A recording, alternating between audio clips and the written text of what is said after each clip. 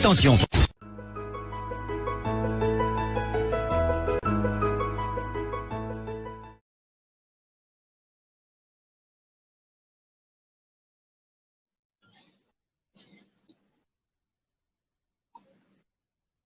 Bonsoir, bonjour enfants de ma terre. Alors, je sais jamais comment ça fonctionne. Je sais pas si je suis déjà à l'antenne, je suppose que oui. Et donc, rebonjour, bonsoir, merci d'être là. Aujourd'hui, nous allons parler d'un sujet que nous affectionnons particulièrement, c'est la manière dont nous sommes dirigés. Je reste sur la grande actualité du moment pour moi et j'en suis sûre pour vous aussi, c'est-à-dire OTS, le mouvement et ses ramifications. Comme vous savez, lundi dernier, le mouvement OTS est entré dans sa 4e semaine de protestation et à cette occasion, j'ai reçu une présentation qui avait été préparée par un des cadres, je suppose, d'OTS, qui explique un peu comment le gouvernement fonctionne et comment il gère les revendications sociales. Et j'ai pensé qu'il était très utile, pour ne pas dire plus, de la partager avec vous et peut-être de partager également mon sentiment, mes réflexions sur cette mécanique oppressive. Donc, cette mécanique oppressive, je l'appelle la machine à broyer. Et je voudrais, avec vous, la décrypter aujourd'hui.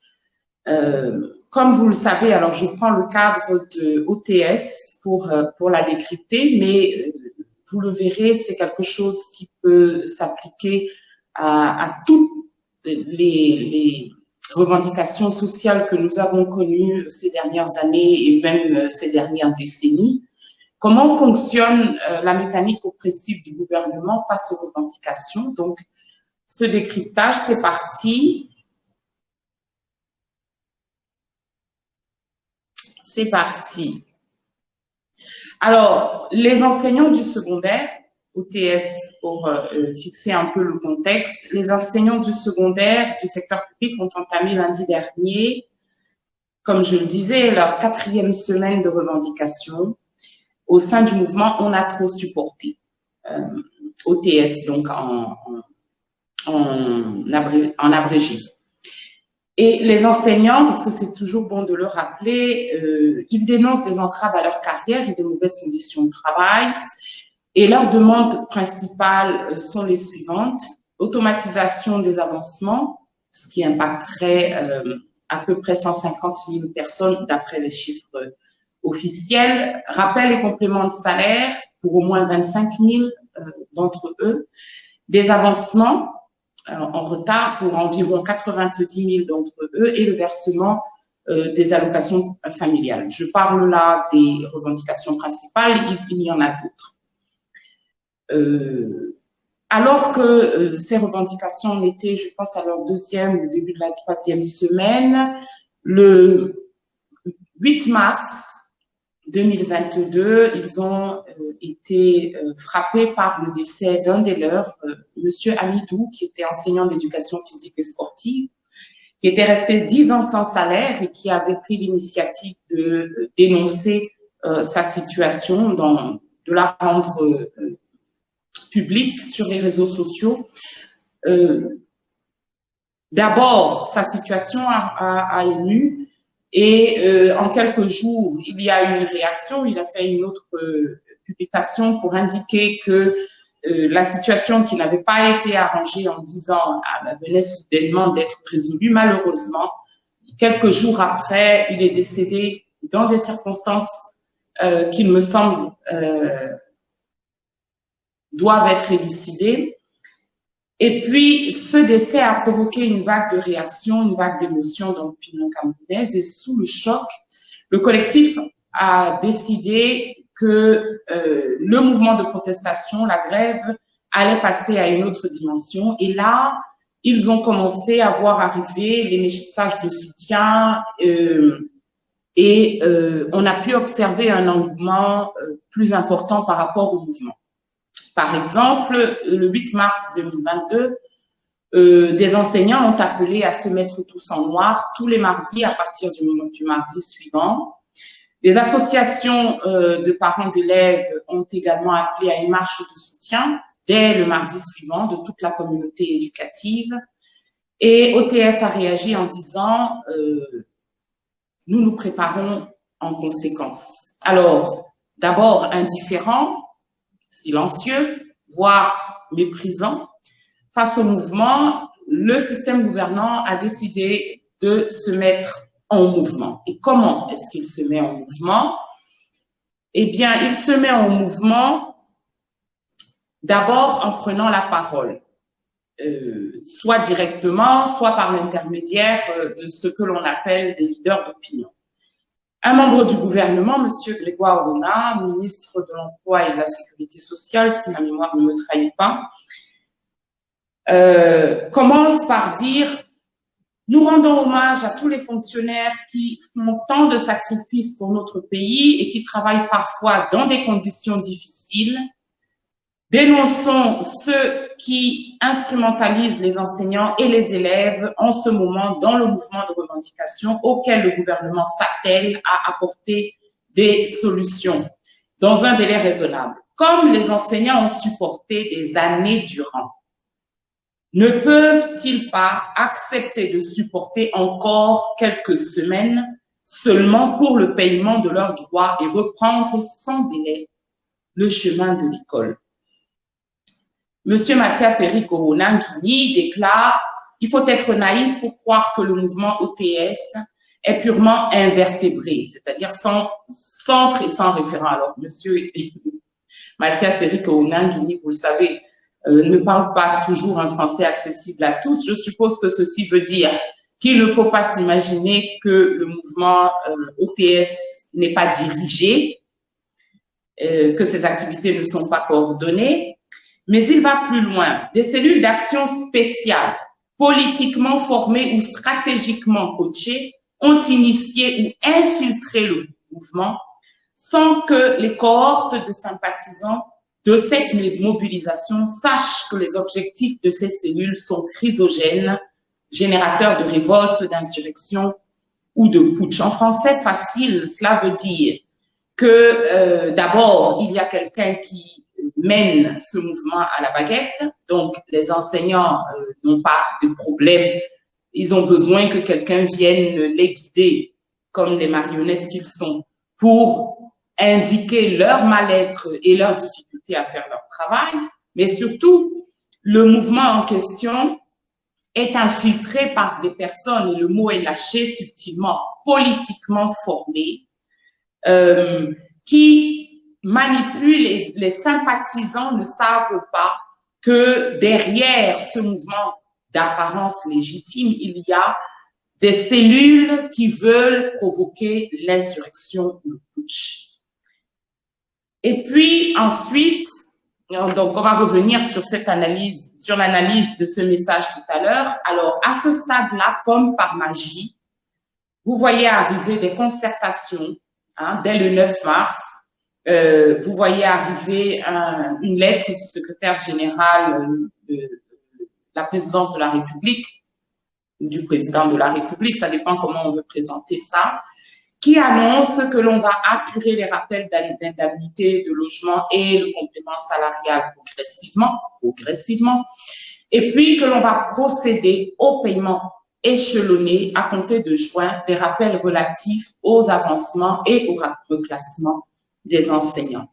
En français facile, le gouvernement est désormais sensible à ce que vous voulez obtenir. Nous avons compris que l'affaire était sérieuse. Le silence et l'indifférence ne suffiront pas à étouffer le mouvement. Il prend de l'ampleur. Alors, voilà, nous vous offrons ceci. Et bien évidemment, ce que l'on offre, c'est totalement insignifiant. C'est le rappel des indemnités de logement et le complément salarial quand on est en train de demander des avancements, quand on est en train de demander le salaire. Et on dit, à partir de juin, on va commencer les rappels relatifs aux avancements et au reclassement. Donc, on prend les revendications, je dirais, les moins importantes. Ce sont celles qu'on met en avant et on dit, on va commencer à regarder ça, mais dans 3 mois. Par contre, vous retournez immédiatement en classe. Et puis, apparaissent les dissensions. Des collègues, soi-disant nombreux, se regroupent pour demander, pour certains, la suspension provisoire de la grève, pour d'autres, carrément, la reprise des classes. Or, jusque-là, vous l'avez entendu, OTS n'a rien reçu de concret. On a dit qu'on allait faire, on a reçu des promesses lointaines, on n'a pas donné de date précise, pas donné de modalités précises et surtout, on a promis que sur ce qui est accessoire, ce qui ne va pas vraiment changer la vie difficile des enseignants. L'essentiel, ce qui pourrait permettre de véritablement améliorer la situation de la communauté éducative, ignoré.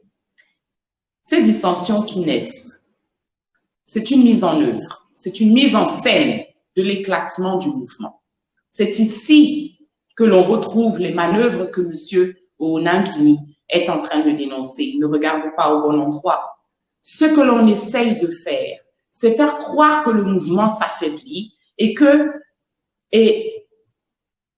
pour cela, on emploie des outils que nous connaissons, la corruption, les menaces, la communication mensongère. Et dernière touche, dernier outil, la machine à broyer va continuer son chemin.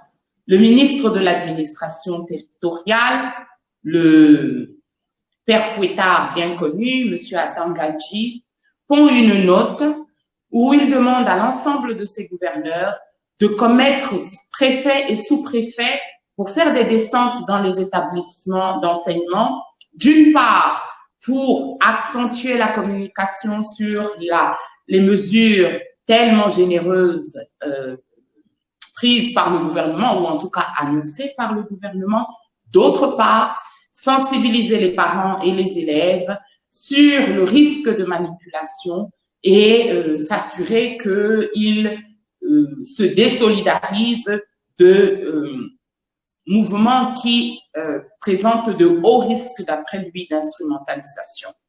Et il précise à la fin de son message au gouverneur, j'attache du prix au strict respect ou à la stricte implémentation de ces instructions. Alors, qu'est-ce que ça veut dire?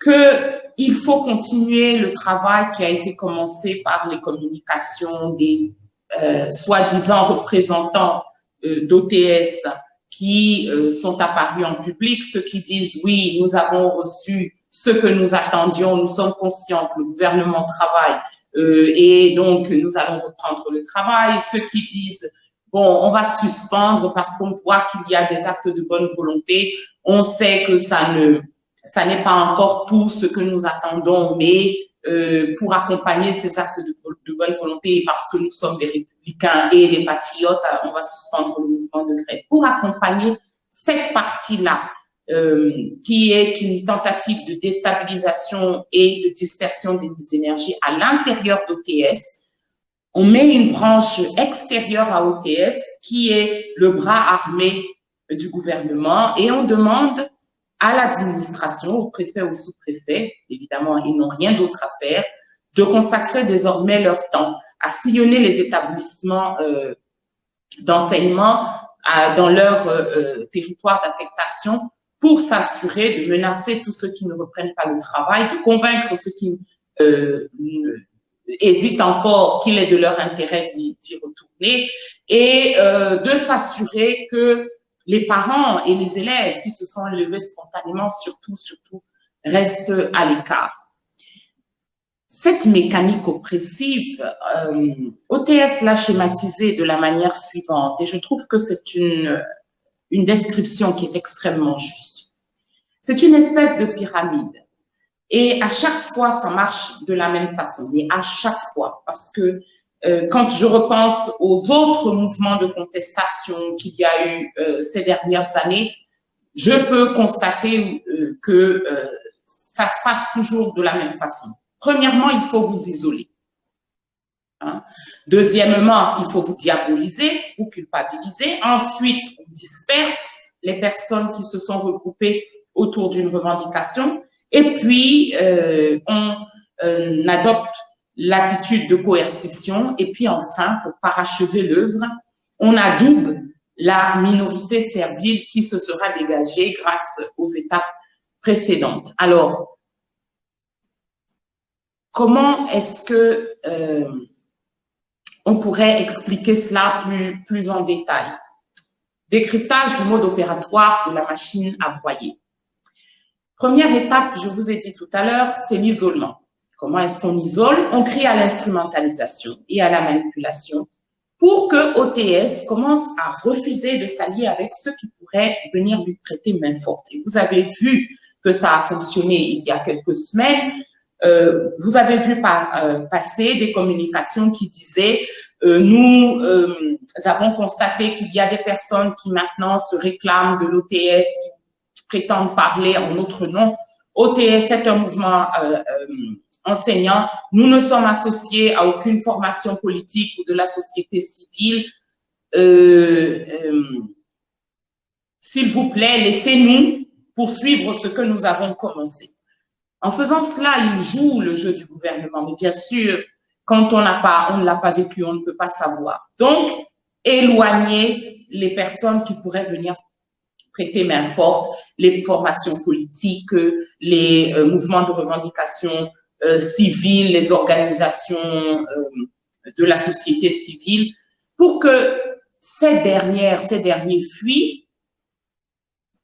On va par exemple décourager les parents et les enfants qui se sentent concernés naturellement, et ça n'a rien de politique, n'est-ce pas? On va les décourager, disais-je, de manifester leur solidarité. Le gouvernement sait quand il fait ça qu'il disperse les énergies et qu'il dilue les efforts des membres d'OTS. Et toutes les autres forces vives, civiles et ou politiques vont apporter simplement un soutien de principe, mais ils vont se garder de se rapprocher trop, puisque de toute façon, OTS même a dit nous ne sommes associés à personne. Deuxième étape, diabolisation, culpabilisation, stigmatisation. Là, il faut peindre les porteurs de revendications comme des radicaux. Et vous voyez apparaître le vocabulaire spécifique, hein, récalcitrant. Avant, c'était terroriste, sécessionniste, fauteur de troubles, apprenti sorcier. Il faut dépeindre les porteurs de revendications comme des personnes déraisonnables qui ne veulent pas reconnaître les efforts louables du gouvernement. Et c'est aussi à ça que sert le ministre de l'administration territoriale quand il demande d'aller renforcer l'information de la communauté éducative et de sensibiliser les parents.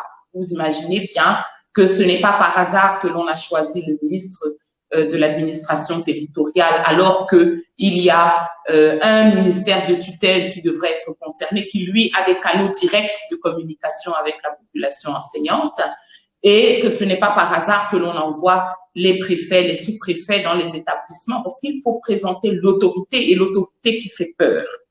Donc, il ne s'agit pas d'une démarche pour gérer une crise de manière raisonnable, il s'agit d'une mécanique pour mettre fin à un mouvement de revendication, pas sans considération aucune pour son caractère justifié ou non, avec uniquement de la considération pour la position de pouvoir de ceux qui sont en train de manœuvrer la machine à broyer.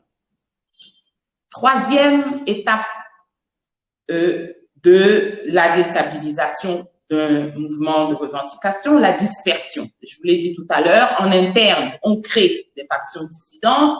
En externe, on donne l'impression que les porteurs de ces revendications sont des minoritaires, des marginaux. Comme ça, on décourage les mouvements de synergie. Et bien sûr, les personnes concernées, qu'ils soient OTS, qu'ils soient du personnel soignant, qu'ils soient des avocats, des enseignants du supérieur, qui sont sensibles à ce discours, qui les invitent à clamer qu'ils ne sont liés en aucune façon à une organisation civile et politique. Pourquoi? Parce qu'à chaque fois qu'un mouvement de revendication sociale s'élève, la seule chose qu'ils demandent, le plus important pour eux, c'est d'être entendus. Ce n'est pas un mouvement qui est à la recherche du pouvoir, ce n'est pas un mouvement qui conteste ou veut remplacer le pouvoir. C'est bien pour ça qu'ils utilisent le canal constitutionnel, rappelons-le, de la contestation par le mouvement de grève. Quand on veut remplacer une équipe gouvernante, on ne se met pas en grève, ce n'est pas comme ça que l'on procède. Ce qu'ils veulent, disais-je, c'est être entendus. Alors quand le gouvernement commence à leur dire ou commence à insinuer que s'ils veulent être entendus, s'ils veulent avoir la moindre chance d'être entendus, on les écoutera à condition qu'ils viennent seuls parce que, soi-disant, on ne veut pas de désordre. Ils croient ce qu'on leur dit. Et ce n'est qu'une étape supplémentaire dans l'avancée de la machine à broyer. Prochaine étape, la coercition. Et en ce qui concerne l'OTS, comme en ce qui concerne les autres mouvements qui se sont élevés au Cameroun avant eux, la coercition est un passage obligé et la coercition pour OTS a déjà commencé. Les affectations, les préfets qui font des descentes, on en a parlé, les chefs d'établissement qui réunissent les enseignants en disant on veut les noms de ceux qui ne se sont pas présentés à l'école, on veut les noms de ceux qui ne font pas cours. On a commencé à parler de sanctions disciplinaires, on a commencé à parler de gel des salaires et là, on arrive à la fin du premier mois de contestation, donc ça va tomber certainement très rapidement. Les premières mesures de répression concrètes contre l'ensemble des enseignants vont commencer à arriver. Fort heureusement, on ne sait pas, et on va revenir là-dessus tout à l'heure, qui est le leader, qui sont les leaders, ceux qui coordonnent l'activité du mouvement, parce que ça serait plus facile, n'est-ce pas? On aurait pris, comme à l'école, les noms de ceux qui vont passer au conseil de discipline sur un petit papier et ils seraient déjà à la direction. On aurait déjà pris le nom de ces personnes et pour eux, les demandes d'explication et les sanctions seraient déjà tombées. Là, on a 150 000, 70 000, 90 000 personnes à gérer et on ne sait pas exactement où frapper. Donc, il faut le savoir, enfant de ma terre, membre de l'OTS, c'est beaucoup plus difficile qu'il n'y paraît de suspendre les salaires parce que pour faire un traitement discriminé entre ceux qui observent et ceux qui n'observent pas le mouvement de grève, c'est compliqué et que notre gouvernement adoré sait très bien que s'il frappe tout le monde, alors il va accentuer le sentiment d'injustice chez vous et donc renforcer la grève et pas du tout la disperser. Ceci étant, la coercition est en route. Vous avez entendu, j'espère qu'on va pouvoir partager cet élément pour ceux qui ne l'ont pas fait, la jeune enseignante qui, toutes les semaines, devait remonter le cours d'une rivière à pied et voisiner les poissons pour aller retrouver sa salle de classe, dénoncer des appels téléphoniques et des annonces menaçantes qu'elle a reçues, convocation chez le sous-préfet, etc. J'espère que l'on peut passer ça. Je préfère que vous entendiez de vos propres oreilles. C'est juste Orange. L'équipe parle de prime de risque et je sais plus quoi. prime de risque. On va d'abord payer la prime de risque que l'enseignant a d'abord combien? Est-ce qu'on donne d'abord à l'enseignant tout son argent pour parler de prime de risque? Regardez vous-même, regardez où est-ce que je suis placé. L'eau, c'est jusqu'orange. Je suis obligé de montrer mes boutons aux gens qui sont derrière. Ah ben là, c'est au niveau de la suivi.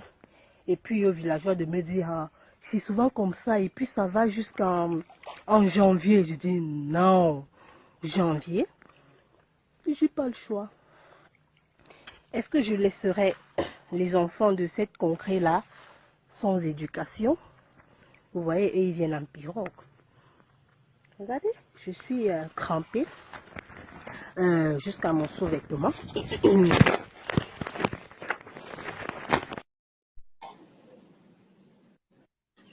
Donc ça, c'était le témoignage de la dame. Alors, après, elle a publié un son, je crois, une bande son où elle dénonce les menaces dont elle fait l'objet, les appels qu'elle a reçus. Bonjour, chers collègues. Je suis Moyole Daniel de l'école maternelle de Sup, où j'ai enseigné depuis ma sortie de l'Énière jusqu'à présent. Je suis à 9 ans après. Et au jour d'aujourd'hui, après les publications que j'ai faites à Facebook, ces jours concernant la grève, l'inspecteur m'appelle ce matin pour me dire que le sous-préfet vient me rencontrer par rapport à ces publications-là. Donc, pour dire quoi, ce sont des menaces. Donc, ce que moi je voudrais dire, c'est quoi? C'est que j'ai enseigné dans cette même école. Je suis en ma 9e année.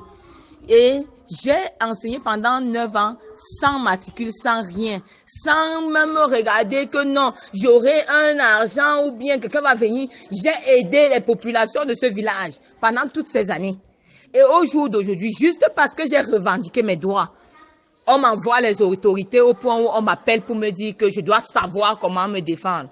Et je voudrais rappeler que cette année, à cause du désordre qu'il y a au Mineduc, j'ai déposé les dossiers comme tout le monde et je n'ai pas pu composer à cause de ce que les listes n'ont pas été publiées à temps. Sur la liste officielle, il n'y avait pas mon nom. Sur la liste des noms rejetés, quelques temps après, vous pouvez vérifier vous-même. Je m'appelle Moyole Daniel Irénée, Capiem 2013. Je n'ai pas composé à cause de ce que mon nom ne figurait nulle part. Nulle part.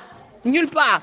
Pour moi, je pensais que mon dossier était rejeté. Pourtant, ce sont les erreurs. Ils n'ont publié ni la liste des rejetés à temps, ni la liste officielle à temps. Et je me suis retrouvé en train de ne pas composer. Comprenez, partagez ma peine. C'est trop, c'est trop. Je suis fatigué. Et j'attends ce sous-préfet dans cette école actuellement qui fasse ce qu'il va vouloir faire de moi. Trop, c'est trop. Partagez le direct. Partagez le direct.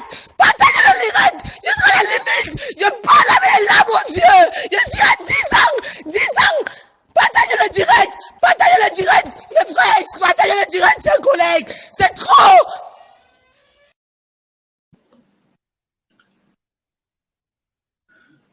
Ça se passe de commentaires. Alors, il faut que je rectifie une erreur. C'est pas la même personne, hein, la dame de la vidéo du début et celle qui livre son témoignage, c'est pas la même personne. Ceci étant, ce sont deux personnes différentes à des endroits complètement différents qui relèvent même probablement de ministères différents, qui partagent la même peine. Donc, la coercition est en place et je crois qu'à ce stade, il ne faudra pas s'étonner, il faut s'attendre à des privations de liberté. Déjà, certains membres du gouvernement ont contacté OTS pour savoir qui sont les véritables leaders. Quand je dis certains membres du gouvernement, je parle de M. Grégoire Oruna. Il ne s'en est pas caché, donc je ne trahis aucun secret. Il a déclaré à plusieurs reprises, et c'est ça qui est étonnant, c'est que il fait contacter les leaders d'OTS en disant voilà, je peux aider, venez, on est en train de s'occuper de votre problème en haut lieu, venez qu'on discute. Et quand il passe sur Equinox, il annonce que les leaders d'OTS l'ont contacté. Parce qu'évidemment, au grand public, il faut expliquer pourquoi le ministre du Travail et de la Sécurité sociale vient se mêler des problèmes des enseignants. Et ce jour-là, je crois qu'il a d'ailleurs été un petit peu embarrassé puisqu'il y avait quelqu'un, un militant de l'OTS à l'antenne et qu'il a rectifié en disant que, en tout cas, à sa connaissance, personne de l'OTS n'avait contacté M. Ouna pour négocier quoi que ce soit. Bien. Une fois que la coercition s'est mise en place et si elle fonctionne, on arrive au parachèvement de l'œuvre, c'est-à-dire à l'étape d'adoubement des minorités dociles, que certains diront des minorités loyales. C'est là que ceux qui encouragent à se mobiliser et qui signent des accords de négociation sans l'accord de l'équipe dirigeante, ou plus important, sans l'accord de la base qui porte le mouvement, c'est là que ces personnes entrent en jeu. Ils vont être présentés publiquement comme les vrais patriotes, comme ceux qui veulent le bien, comme ceux qui ont les intérêts de la corporation et les intérêts bien compris de l'État à cœur, alors qu'en fait, ils ont accepté de sacrifier le combat, soit pour obtenir des gains individuels, soit pour échapper à des sanctions. Parce que je n'ai pas de doute, connaissant nos gouvernants, qu'il ne s'agit pas simplement de leur faire des cadeaux, de promettre de l'argent, des avancements. Je pense que d'expérience, en général, on fait les deux en même temps. On vous dit, voilà une offre qui peut être intéressante pour vous. Si vous n'en voulez pas, voilà une autre que vous allez bien aimer beaucoup moins. Et évidemment, entre la menace et l'offre de récompense, vous êtes enclin à accepter l'offre. Et à ce moment-là, l'opinion publique qui soutenait le mouvement, elle va commencer à se ranger. Parce que, en entendant ces voix dissonantes, elle est persuadée que les leaders ont abandonné. Et à partir du moment où cette opinion se détache du mouvement, se retourne, commence à être critique, eh bien là, les leaders vont abandonner. Parce qu'ils auront été isolés, parce qu'ils sont esselés désormais, parce qu'ils sont envahis par le doute, parce qu'ils sont envahis par la méfiance. Évidemment, quand vous avez vu des personnes avec qui vous étiez en réunion la veille et qui discutaient avec vous, élaboraient avec vous une stratégie pour gérer toutes les pressions, pour gérer d'une part la pression gouvernementale, d'autre part la pression des collègues qui sont dans l'incertitude, qui se demandent s'il faut continuer le mouvement, qui subissent la pression au quotidien, au bureau, dans la famille. Évidemment que quand vous avez eu une énième réunion pour vous remobiliser, pour dire il faut y croire, pour dire regardez ci, regardez ça, ça fonctionne, accrochez-vous, accrochons-nous, que le lendemain, vous voyez ou le surlendemain, vous voyez votre collègue à la télé dire que vous avez décidé de suspendre le mouvement parce que le gouvernement fait des efforts et que vous pensez qu'il est de l'intérêt de tout le monde d'entrer dans une espèce de phase d'observation, évidemment que vous devenez méfiant. Évidemment que vous devenez méfiant, surtout vis-à-vis de vos compagnons de lutte. Et si vous êtes méfiant vis-à-vis de vos compagnons de lutte, à qui est-ce que vous pouvez faire confiance? À personne. À ce moment-là, on commence à douter de la pertinence de son engagement. Est-ce que ça vaut la peine? Est-ce que les Camerounais, les gens sont comme ci, les Camerounais sont comme ça? Ça a toujours été comme ça. C'est la politique de ventre pour tout le monde. Personne n'a le sens des valeurs. Les gens sont égoïstes. Et puis, tous les vieux discours remontent à la surface, telle est de telle tribu et moi pas de la même. D'ailleurs, il paraît que son cousin est dans le gouvernement ou dans l'administration. Donc, on doute de l'engagement et on doute de l'intérêt de poursuivre le combat. Et pourtant. Alors, En ce qui concerne OTS, faisons le point. Où est-ce que nous en sommes? Nous en sommes entre la phase 4 et la phase 5. La coercition monte en puissance. Vous avez entendu le témoignage de cette valeureuse enseignante qui, depuis 10 ans, brave travaille et brave toutes les difficultés pour pouvoir travailler, qui se permet uniquement parce qu'elle est à bout de nerfs, parce que comble de négligence, on ne l'a même pas inscrite sur la liste des personnes qui pouvaient passer l'examen, subit maintenant les mesures de coercition. Et maintenant, les langues commencent à se délier au sujet de la mort de M. Hamidou. Et on commence à dire que les circonstances de ce décès sont troubles. Parce que oui, les mesures de coercition, ça peut aller extrêmement loin. Alors, j'espère vraiment qu'on fera la lumière sur les circonstances du décès de M. Hamidou. Maintenant qu'il a été enterré, ça paraît difficile d'espérer une autopsie, mais j'espère vraiment que l'on fera la lumière. Je crois que nous le devons aussi bien à sa famille qu'au reste de sa communauté. Et puis les explications continuent. Monsieur Mathias Eric Onangini continue de sillonner les plateaux et il explique la théorie du mouvement insurrectionnel. Il fait des parallèles entre OTS et la crise du Nozo. Il commence à insinuer qu'il y a peut-être un ennemi étranger qui est derrière tout ça depuis très longtemps. J'aurais voulu que vous entendiez vous-même ce que Monsieur Onangini dit pour ne pas trahir sa pensée ou son discours. Je ne sais pas si cet élément est disponible. J'avais dit, oui. On est en train de chercher la rupture. C'est une technologie pour provoquer la rupture. Et c'est la même démarche qui est adoptée. Pourquoi?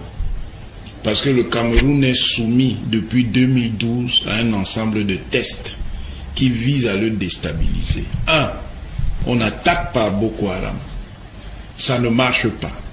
Parce qu'on parie sur le fait que les forces de défense et de sécurité camerounaises ne peuvent pas affronter la menace terroriste. Malheureusement, elles y arrivent. 2.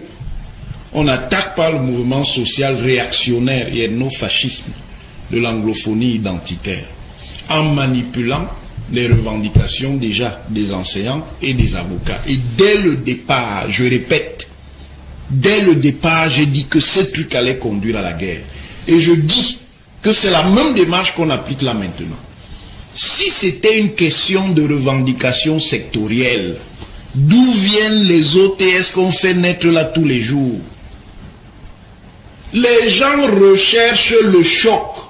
Maintenant, recherchant le choc, ils se servent des contradictions sociales. Donc, vous voyez apparaître des mots que je crois que vous avez déjà entendus. Moi, il y en a un qui m'a frappé, c'est ethnofasciste. J'étais habituée à ce qu'il soit associé à d'autres personnes que nos compagnons, nos compatriotes anglophones. Alors, ils sont désormais eux aussi ethnofascistes. C'est intéressant. Ce serait bien de savoir à quelle ethnie il est fait référence. Toujours est-il que, vous voyez, le discours consiste à nous persuader qu'il y a une espèce de complot derrière tout ça, que tout ça n'est pas si simple. Qu'en fait, quand on n'a pas reçu de salaire après 10 ans, quand on n'a pas été intégré complètement, au bout de 28 ans, comme monsieur Soso, quand on décède sans avoir jamais vu sa situation régularisée comme monsieur Nganso, en fait, on est manipulé par l'extérieur.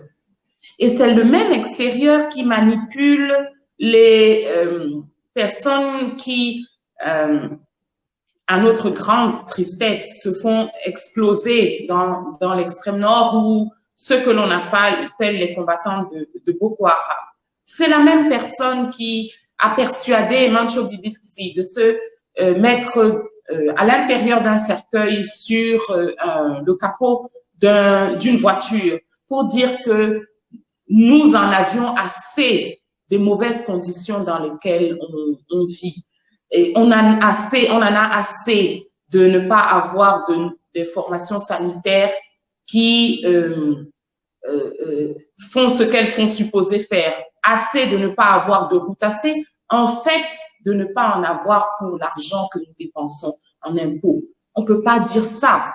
On peut pas dire ça. On est forcément manipulé. Ça ne peut pas avoir quelque chose à voir avec 1/5 du budget de l'État qui est attribué à Monsieur Louis-Paul Motazé et son ami Monsieur Alamine Ousmane, mais pour en faire eux seuls savent quoi.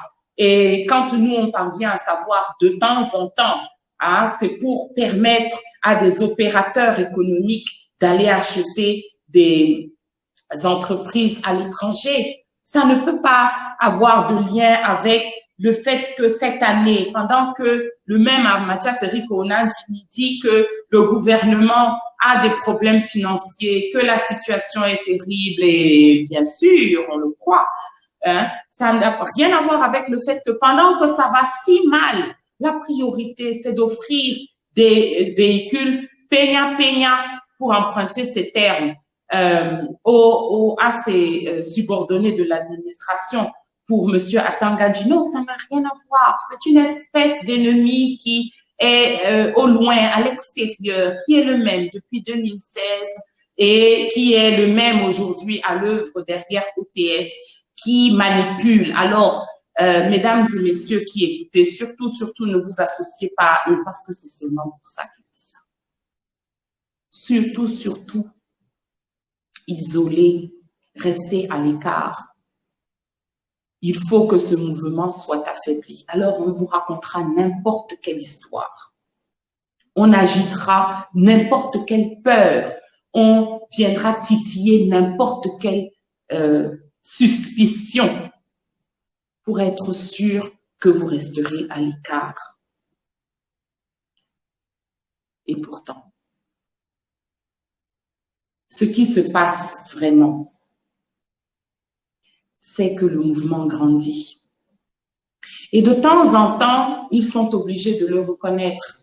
Monsieur Onang, il l'a dit rapidement, mais c'est du trop plein du cœur que la bouche déborde, n'est-ce pas?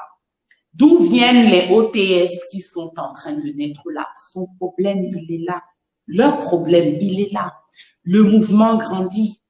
Monsieur Grégoire Onang redit la même chose. Vendredi dernier, il était sur le plateau de Canal 2 pour le journal, je crois, le 19h50. Et on a pu l'entendre dire, les cours ont repris, mais il ne sait pas où.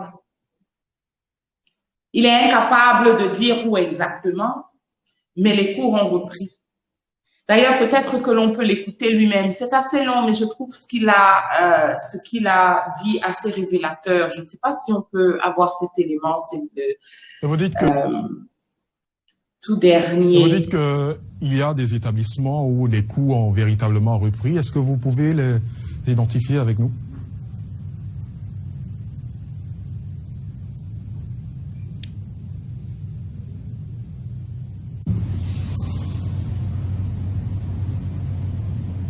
Il y a des établissements qui ont repris. Je ne peux pas les identifier là où je suis là, mais il y a des établissements où les cours se passent normalement.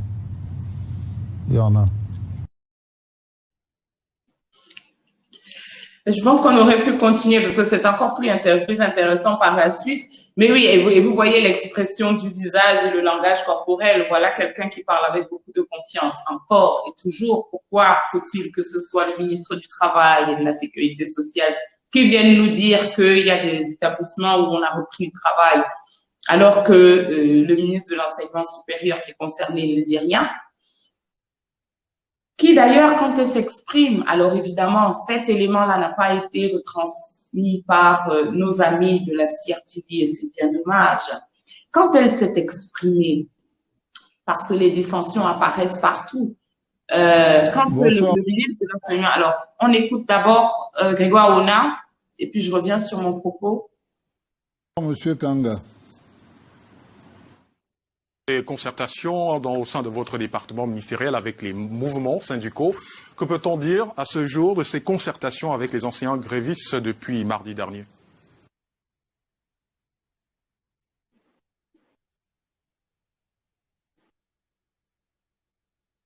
Écoutez, vous venez de voir un reportage qui est effectif. Nous ne pouvons que regretter cette situation. Il y a plusieurs établissements où la grève n'a plus lieu. Il y a une reprise progressive, mais ça ne veut pas dire que la situation s'est normalisée. Elle est loin d'être normale.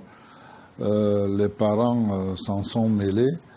Des organisations qui n'ont aucune raison officielle d'exister s'en sont mêlés.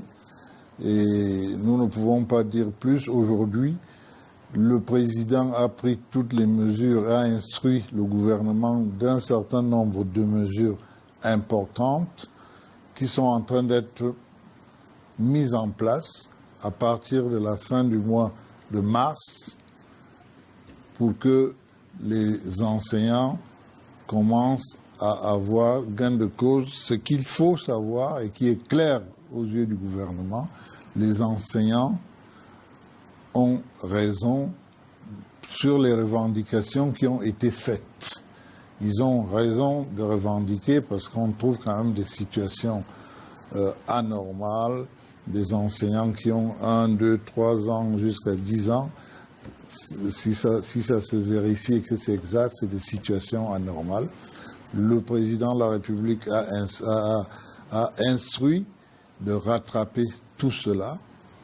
Et nous espérons que d'ici la fin du mois, les enseignants vont comprendre qu'ils doivent reprendre les cours au lieu d'attendre pour se mettre à rattraper les programmes. Et compte tenu des classes d'examen, il est important que nous reprenions le chemin de l'école. Vous dites qu'il y a des établissements où les coûts ont véritablement repris. Est-ce que vous pouvez les identifier avec nous?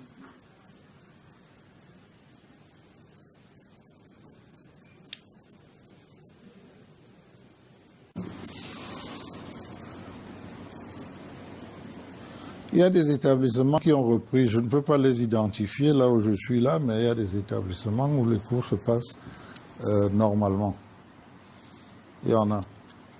Vous pouvez toujours remettre en doute ce que je dis, mais il y a quelques établissements. Alors pourquoi pourquoi les grévistes n'adhèrent pas et pourquoi, selon vous, ils campent sur leur position?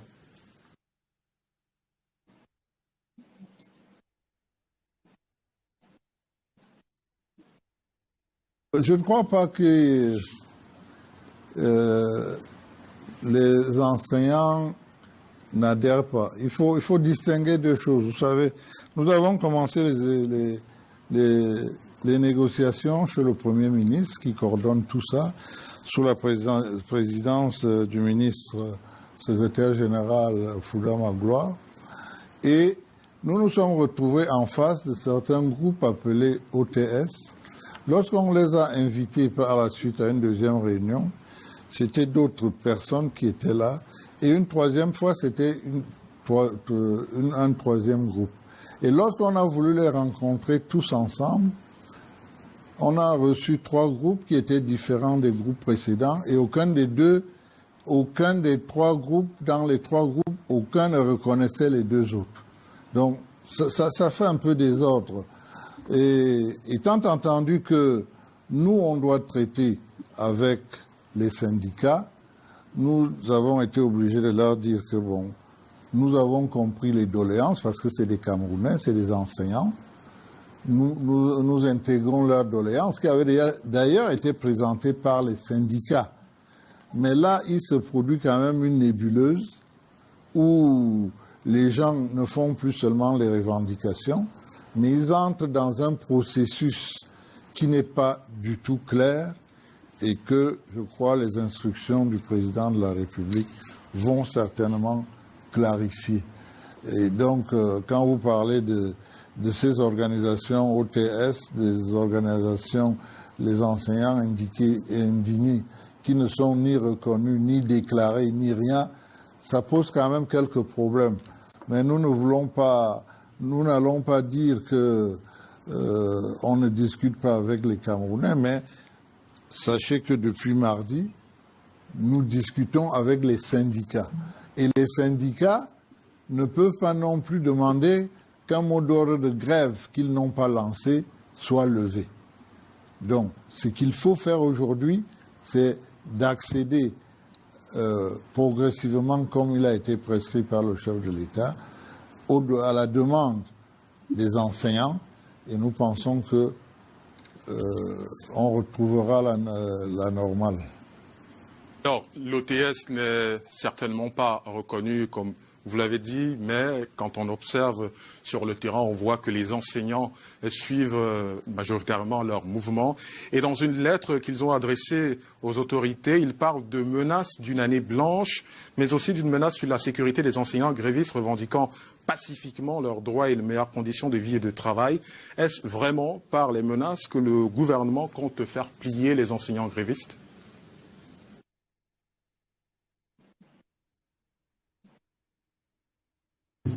Et vous parlez de menaces, mais j'aimerais bien savoir qui les a menacés.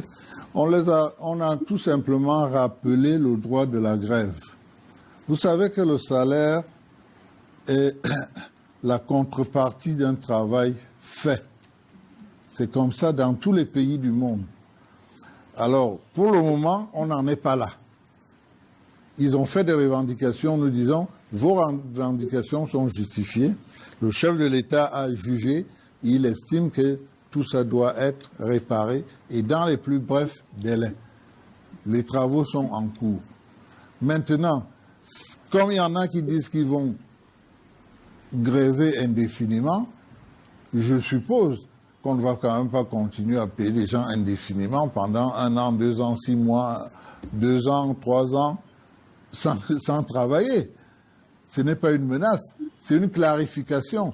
D'abord, nous ne les avons plus pour interlocuteurs parce qu'ils sont une nébuleuse.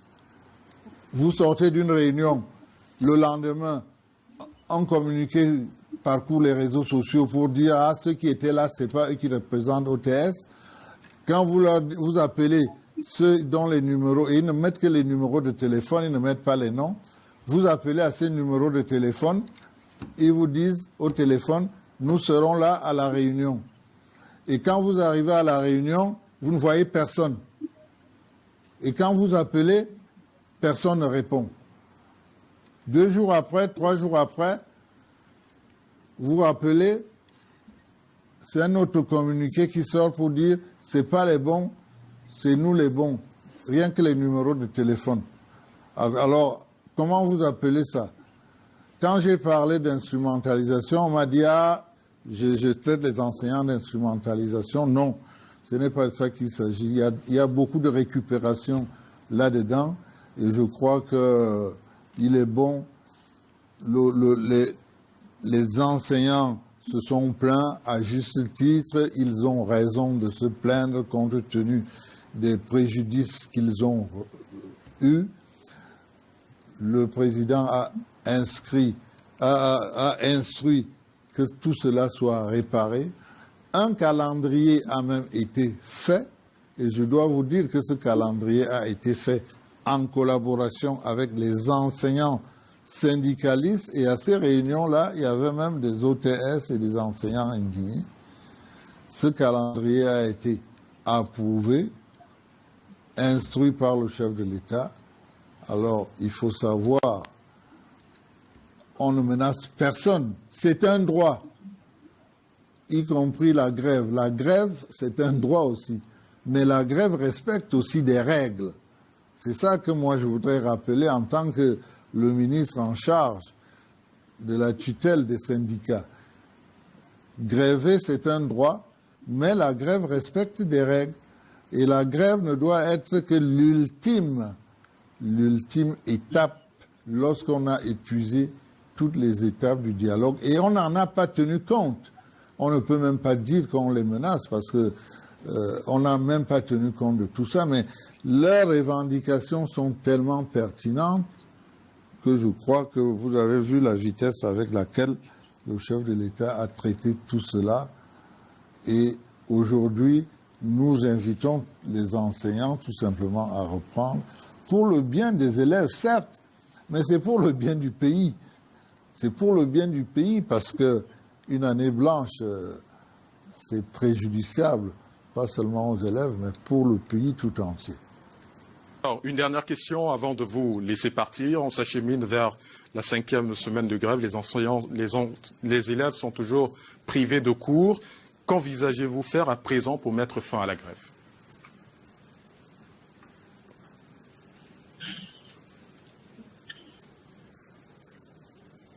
Ce que nous envisageons faire, c'est de continuer l'information.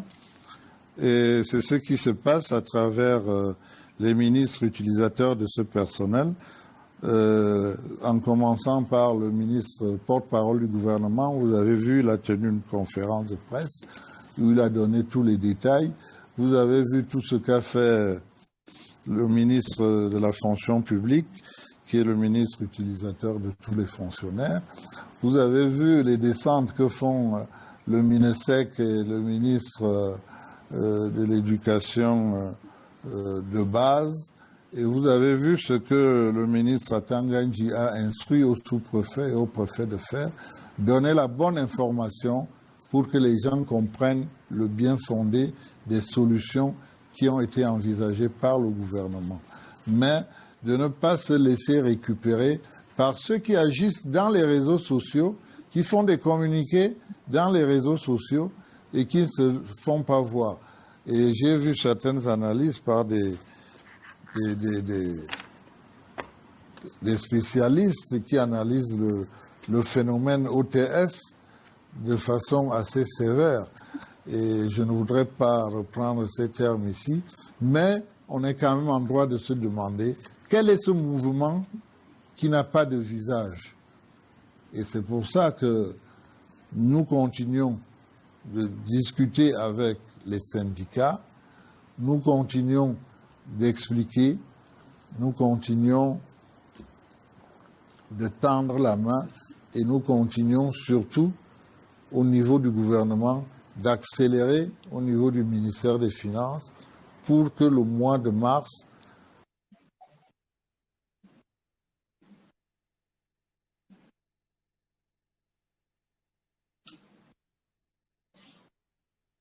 Intéressant, n'est-ce pas? Donc, moi, j'ai entendu beaucoup de choses dans cette déclaration. Déjà, je suis impressionnée par le calme et la modération et la pondération dont le monsieur fait preuve. Et ça illustre bien la sournoiserie de la machine à broyer. Quand vous avez quelqu'un comme ça en face, vous avez toutes les raisons de penser que, justement, la raison se trouve de son côté. Mais écoutez-le. Ça commence par le gouvernement prendre des mesures. Le président de la République, parce qu'on sait combien nous sommes sensibles à cette expression, le président de la République a donné des instructions.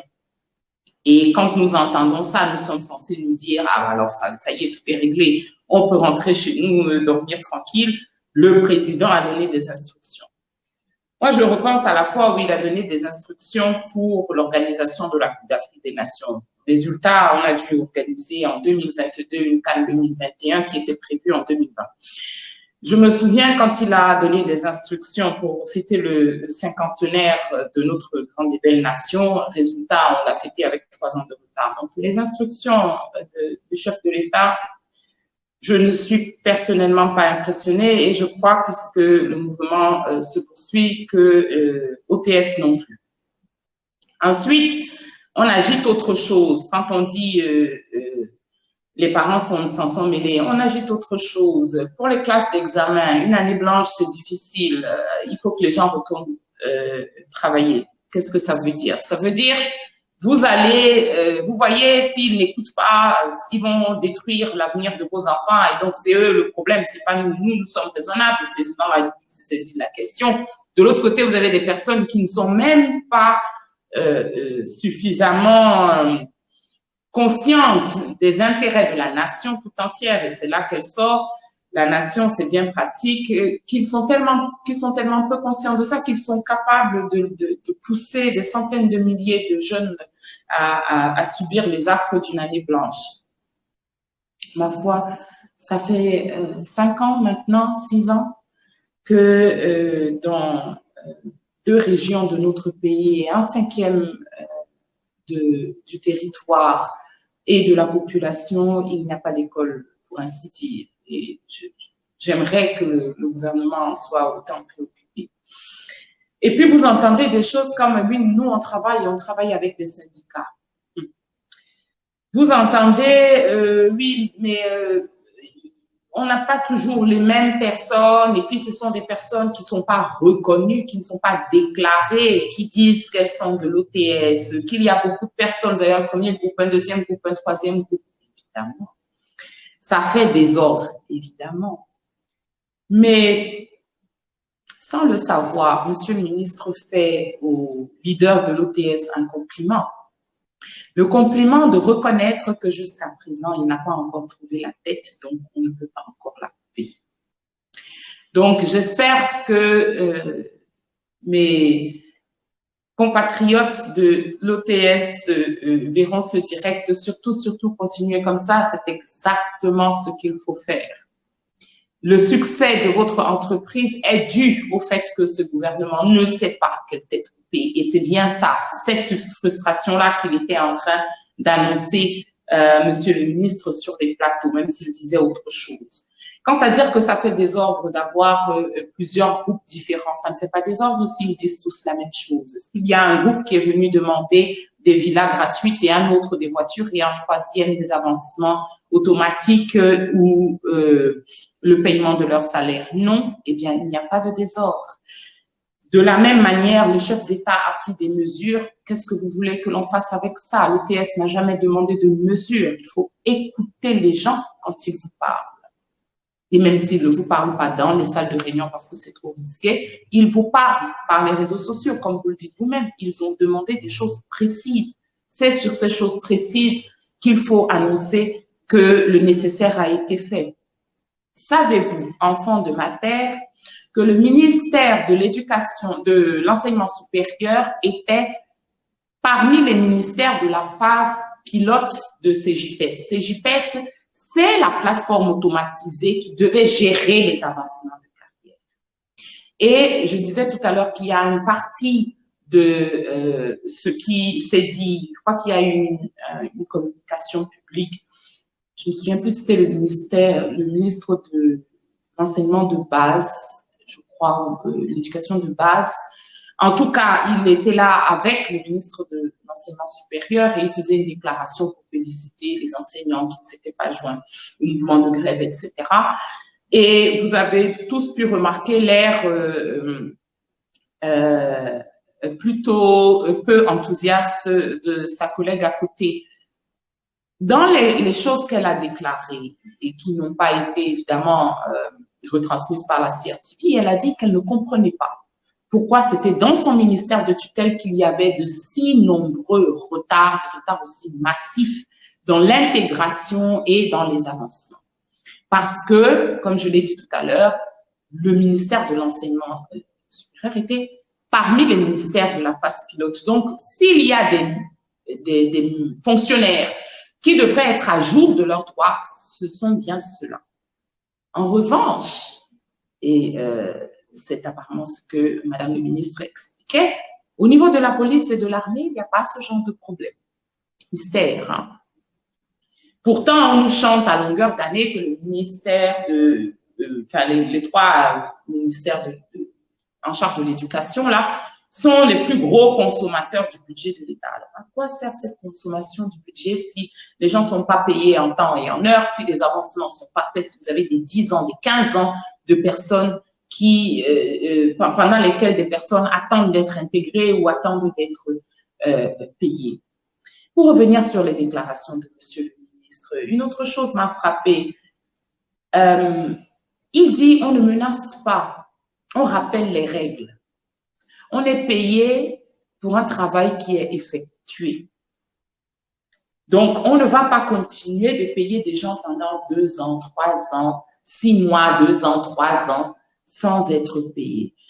Qu'est-ce que vous voulez dire, monsieur le ministre? Que ce problème, il va falloir 2 ans, 3 ans pour le régler? Vous êtes en train de dire aux enseignants qu'il faut encore attendre 2 ans, 3 ans avant d'espérer obtenir les moyens d'assurer leur mission d'éducation pour notre nation, alors que vous dites dans le même temps que fragiliser l'éducation avec une année blanche, c'est fragiliser la nation tout entière. Sérieusement, les instructions, les très hautes instructions, les très, très hautes instructions maintenant du chef de l'État doivent mener à 2 ou 3 ans d'immobilisme encore en ce qui concerne l'éducation. Vous voyez, il n'est toujours pas question pour ce gouvernement de régler le problème. Il est question de mater ce qu'il considère comme une rébellion. Et il le dit lui-même. À la fin, le journaliste lui demande « Qu'est-ce que vous envisagez de faire pour mettre fin à la grève ?» Et sa réponse n'a plus rien à voir avec les petites promesses vagues qu'il faisait au début. Hein? On ne parle plus de quand est-ce qu'on va positionner l'argent qu'on a promis sur haute instruction sur les comptes concernés. On ne parle plus même de concertation. Plus du tout. Nous allons continuer l'information. Et il vous cite les dents de la machine à broyer. C'est pour ça qu'on a envoyé sur le terrain les ministres utilisateurs. C'est pour ça que le ministre, M. Atanganji, est sur le terrain, etc. Le message est clair. La machine à broyer, pour l'instant, continue son chemin. Et la question pour l'OTS, mais pour toutes les franges de la population, tous les corps constitués, tous les corps intermédiaires qui voudraient se former aujourd'hui parce qu'ils ont des revendications, qu'ils vivent un mal-être similaire. La question est, maintenant qu'on a compris, je l'espère, comment fonctionne la machine à broyer? Qu'est-ce qu'on fait pour faire face? Je vais m'appuyer encore une fois sur l'exemple de OTS et dire que, à mon sens, il faut rester mobilisé. OTS doit rester mobilisé. À la base, on a une revendication qui est légitime. Et à chaque fois, la revendication est légitime. Que l'on parle de l'OTS ou des autres, en ce qui concerne l'OTS, simplement leur permettre de travailler dignement, de remplir leur mission d'éducation de la nation camerounaise et de recevoir leur dû. La première chose, c'est pour vous, enfants de ma terre, de l'OTS, de rester mobilisés. La deuxième, c'est que, vous avez entendu M. Grégoire Ouna tout à l'heure, les parents s'en sont mêlés. Oubliez l'expression un peu désobligeante quand on parle de revendications que lui-même ne peut pas s'empêcher de reconnaître comme justifiées. Que ses parents continuent de s'en mêler parce que c'est bien de la vie de leurs enfants qu'il s'agit. Que les enfants qui, phénomène extraordinaire pour moi, extraordinaire, se sont levés spontanément pour aller dire dans la rue, payez-les, continuent de se mobiliser. Parce que c'est de leur avenir, c'est de l'avenir de nos enfants que l'on est en train de parler, c'est leur avenir qui se négocie.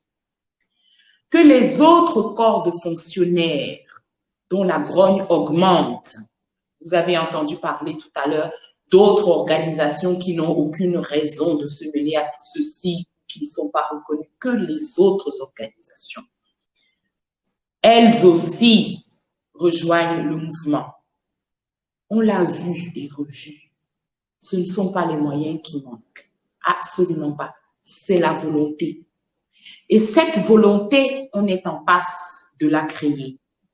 Si vous écoutez derrière les déclarations pompeuses et les menaces voilées, vous entendez quand même, au fur et à mesure de l'évolution de ce mouvement de protestation, vous voyez que les interlocuteurs changent en termes de niveau d'importance dans la hiérarchie de la machine. On a d'abord dit le ministère de l'Enseignement, et puis ensuite il y a eu d'autres ministères qui s'en sont mêlés, puis ça a été une réunion de travail dans le bureau du Premier ministre avec le secrétaire général, et maintenant on nous chante président de la République. Donc, voyez cela comme le reflet de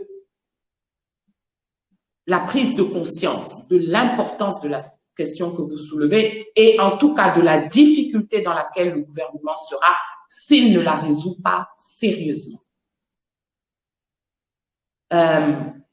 Ce ne sont pas les moyens qui manquent.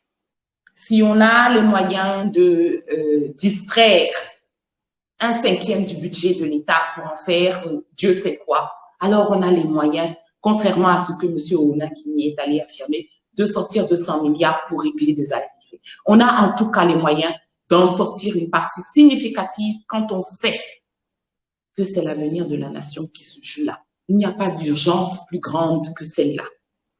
En tout cas, si j'étais membre du gouvernement, je n'aurais pas estimé que l'organisation de la Coupe d'Afrique des Nations était une urgence plus importante. Parce que quand M. Oun a dit que la grève est le dernier recours, qu'est-ce qu'on attend pour considérer que nous en sommes au dernier recours dans les rangs du gouvernement? Qu'est-ce qu'ils attendent pour réaliser qu'on en est au dernier recours? Vous avez des personnes qui viennent de partout dire que ça fait 10 ans qu'elles font des démarches, qu'elles font des demandes, qu'elles se réunissent, des réunions avec les syndicats. Vous, monsieur le ministre qui est en charge des syndicats, vous en avez tous les ans. À quel moment on finit par reconnaître qu'on en est là au dernier recours? Il faut donc créer la volonté d'arranger les choses au sein du gouvernement. Et j'oserais dire que plus vite il se décidera, mieux ce sera, parce que bientôt il arrivera à une situation où effectivement, il n'aura pas assez d'argent pour endiguer le flot des revendications. Et ça sera la survie du gouvernement qui sera en cause.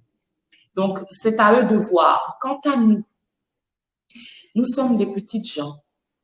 Nous sommes ceux qui sont à côté, devant, sous la machine à broyer. Nous sommes ceux dont on ne se soucie jamais. Les 4 dernières semaines l'ont montré. 4 semaines que de partout nous viennent des cris, des pleurs, des hurlements. 4 semaines que ceux à qui ces cris, ces pleurs sont adressés répondent totalement à côté de la question. Nous sommes des petites gens. Mais notre force, c'est notre nombre. Il faut désormais faire le pari de la solidarité. Parce qu'ensemble, ils ne peuvent rien contre nous. Absolument rien. Désormais, enfants de ma terre, ça doit être un pour tous, tous pour un. Il n'y a que comme ça qu'on y arrivera. Voilà, j'espère ne pas avoir été trop longue. Merci à tous ceux qui ont bien voulu se joindre à nous pendant ce direct.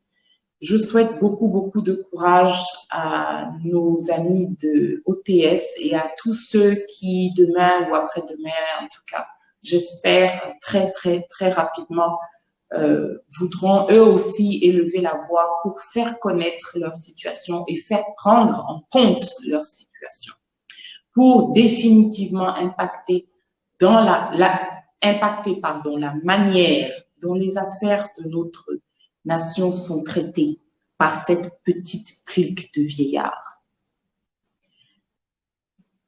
Je vous l'ai dit, c'est difficile, mais c'est quand les choses deviennent difficiles, c'est quand elles deviennent compliquées, c'est quand tout est perdu que nous commençons à nous en sortir. Alors continuez, venez, organisons.